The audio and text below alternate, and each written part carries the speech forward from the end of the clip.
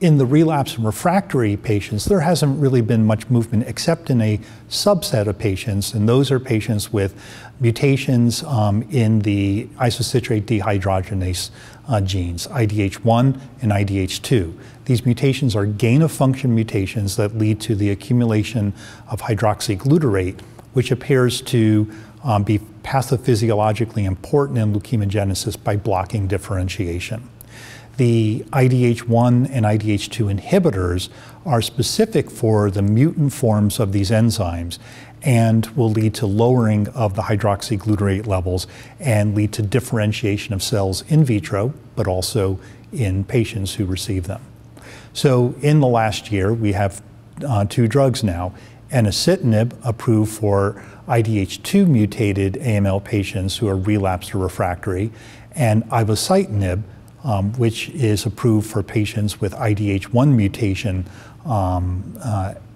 AML that's relapsed or refractory. And for very specific mutations, in IDH1 it's the arginine 132, for IDH2 it's the arginine 140 or arginine 172 mutations. Those are the activating gain-of-function mutations in IDH. So both are available.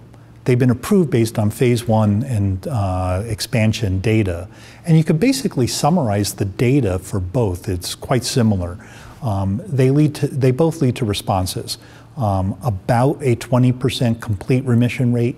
If you add in complete remission rate with partial hematologic recovery, it is, and morphologic leukemia-free state, it's up to about 40% of patients. The time to response is delayed. So the time to complete remission, or CRH, is almost 4 months, the median time. And so that means during this time that you're given the single agent therapy, typically as an outpatient, you have to be patient and be able to support them with transfusion therapy.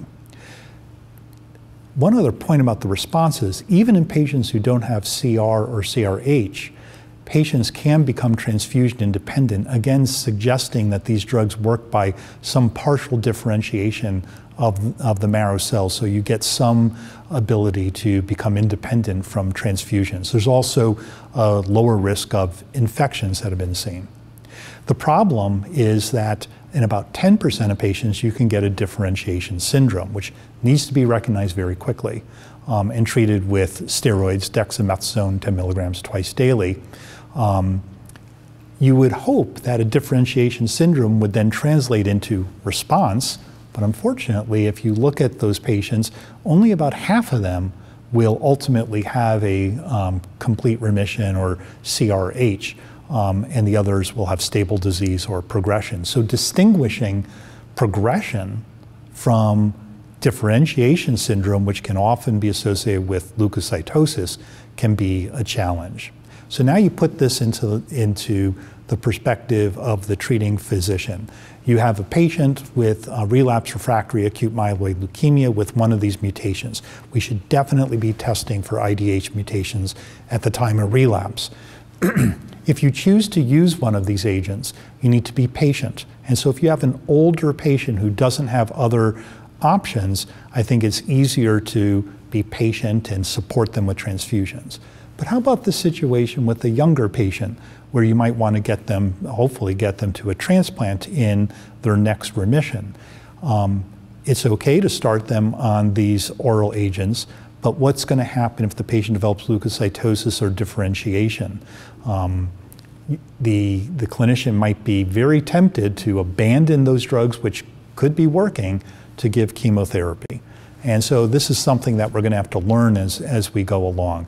But both of these drugs are great advances for our patients, and I think the interest that we have in these drugs now is moving them up front into initial therapy and also in combinations with hypomethylating agents and 7 and 3 chemotherapy, and those studies are ongoing.